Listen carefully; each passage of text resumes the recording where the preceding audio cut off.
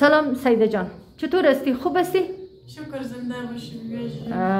سیده جان اولادکات خوب است؟ خوشید خوب است؟ که 2 سال متواتر فکس ما به سیده جان کمک کردیم و کمک های ما 2 ساله هست و انشالله که خداوند عالم در وضعی دیگه برای این آواز کنن، فقر و تنگدستی بیدار میکنه و به همین دلیل کمک ها 2 سال است تا ببینیم که پروردگار چی میکنه.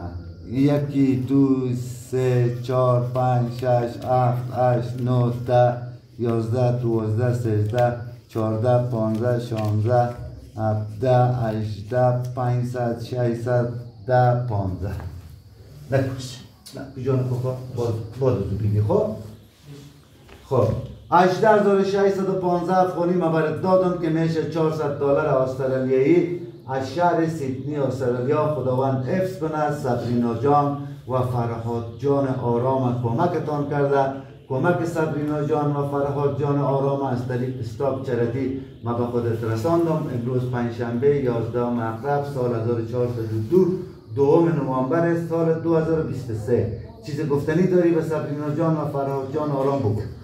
گفتنی ممیست که خداوند خیر بتیشن تا بال کمک های از اینا بود از این پس ایران ماندیم چه رقم کنیم. حالا که گفتن آخر دوست بیخی همه تو دل و شکست خب بالم خدا میربان است.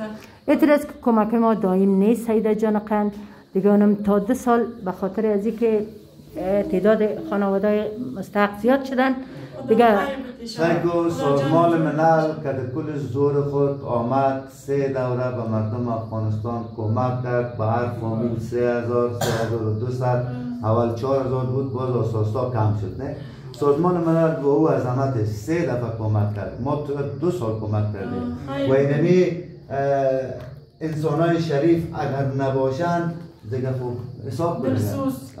دیگه خوب دیگران نیست. خیر بتیشن خداوند به مراد دلشان برسانشان. خداوند شما را مولا را هیچ وقت محتاج نسازن. خیر باشی و این خیر ببینی که دعا میکنی. آرام سالهاست از طریق استاپ چرتی مردم کمک میکنن.